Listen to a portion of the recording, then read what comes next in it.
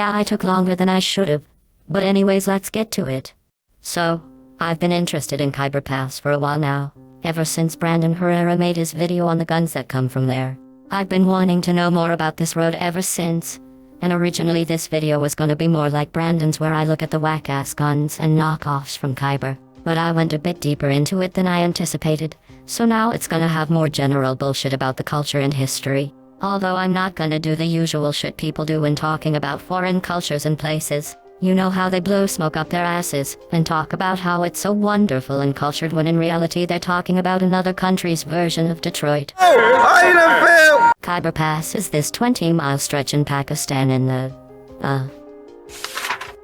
Khyber Pakhtunkhwa province of Pakistan. It's actually connected to the border of Afghanistan.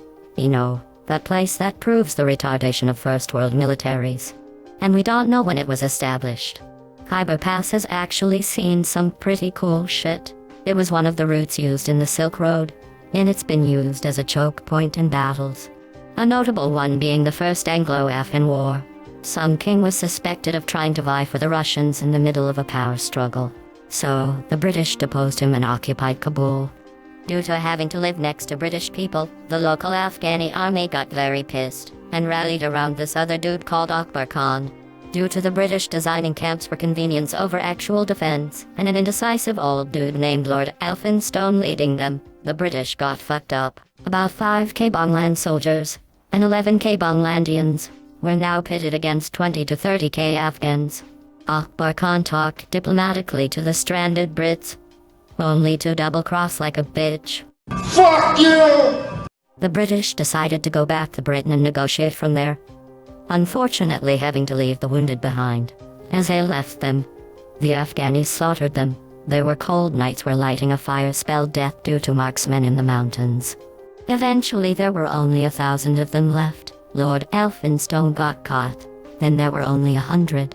Then 20 of them staged a last stand, and the others tried to hide out in villages only to be turned away. The only survivor was this dude called Dr. William Britton. He fought Afghan soldiers near Jalalabad. The Middle East needs to name shit better. After the fight he was all sorts of fucked up, cut up and shot up. Even a part of his skull was missing, but he survived, and lived to 61. And the Khyber Pass outlived him. Another event in the eponymous Khyber Pass involves Alexander the Great, the jackass who pushed his army too hard, and then died of food poisoning. I'm dying. Help me. After he conquered the Persians, he was on his way to conquer yet again, namely the area around the Hydaspes River, in an event called the Battle of Hydaspes. Before charging in and wrecking house, he probed around northern India and saw his enemy, King Porus of Paurava's army. The armies were quite evenly matched, with a slight numbers edge on Alex's side. On the way to the battle he made most of his army travel using the Khyber Pass, while he and a small group of soldiers went through a separate, smaller path. Both came out the other side unmolested, and converged on the Indians, then going on to win the battle. This was the last battle of Alexander, as he later died. Rest in peace. You won't be missed. In 1947 Pakistan came to be, and took the Khyber Pass for itself. And this is where we exit the history section of the vid. It's a very fascinating place. It's even been rode down by some famous people, such as local harem protagonist Genghis Khan and King Cyrus, a biblical king. It's been the site of battles, trade routes, and historic events, but what really drew me to it was one thing, and one thing only. The fucking guns. Holy shit, the guns.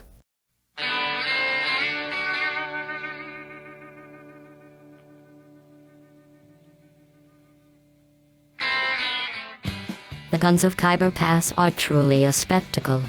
AKs designed to look like ARs, 1911s made in caves, old Soviet equipment, new NATO equipment, RPGs, dishcas, gold knockoffs. And AKs? Good God, the AKs. The Cold War led to a lot of shit hitting Pakistan in the 20th century. The Bengal genocide, dictators, democracies, a secession, religious infighting, India, and the USA aiding the Mujahideen. As you can imagine, this led to all sorts of weapons floating around, and lots of them are still there. You can go over there and buy one right now. Just make sure you steer clear of the Taliban. Khyber Pass is an interesting place. It's changed hands and borders, been fought over, been lived in. Yet it's barely a footnote. Most recognition it gets is by Middle East historians, military historians, or white women.